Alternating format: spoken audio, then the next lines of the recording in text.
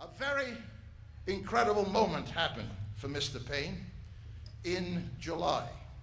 I believe the world received, and I hope America received, the greatest example of what happens in this debate that you're all involved in.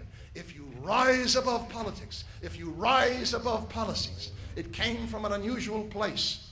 It came from France. The president of France invited Mr. Paine to come to Paris and to speak to 10,000 Parisians. As you know, Mr. Paine, when he left the American Revolution, he joined the French Revolution and became a member of their General Assembly and almost was guillotined. Now, I don't think the French invited Mr. Paine because of his writings. I believe that anyone who advocates a revolution against England is automatically a dear personal friend of France. Nevertheless, you have to understand what had happened 2 years ago when 10 million Muslims, not all of them, but many of them, decided to burn down Paris, decided to protest because they wanted Sharia law in France. So there was great tension in France. You don't say anything about the Muslims. They might do it again. Then this extraordinary thing happens. The meeting I had with the president was canceled. I was told he had an important announcement. Our spineless politicians, our spineless representatives haven't got the guts to do what this man did. And here's what he did.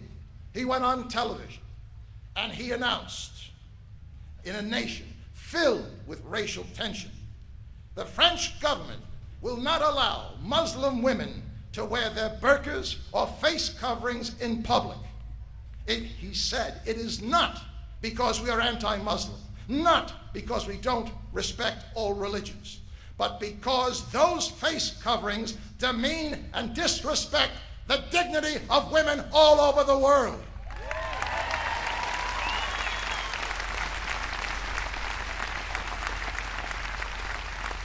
And then the miracle.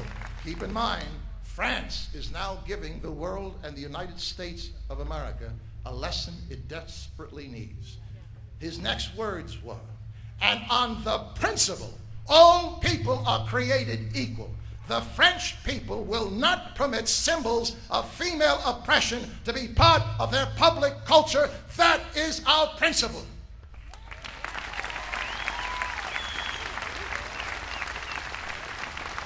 My friends, an incredible thing happened. Nothing. All of France was quiet. I walked down the streets with the president of France. Dressed as I am now, there was no one on the streets. When we finally did speak to some people, they said, that's the first time we heard that our government is going to operate under principle.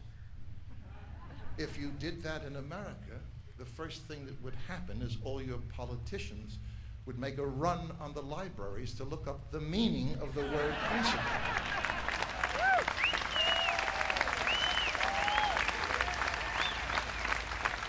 The point, my dear friends, nothing happened. Even the Muslims understood. Once you stand and declare your principle, there's nowhere else to go. No politics, no policy. I'm standing behind principle. The men and women of your armed forces are not fighting for the President of the United States. They're not fighting for politics. They're not fighting for policies. They're fighting for our principles. We have to do the same.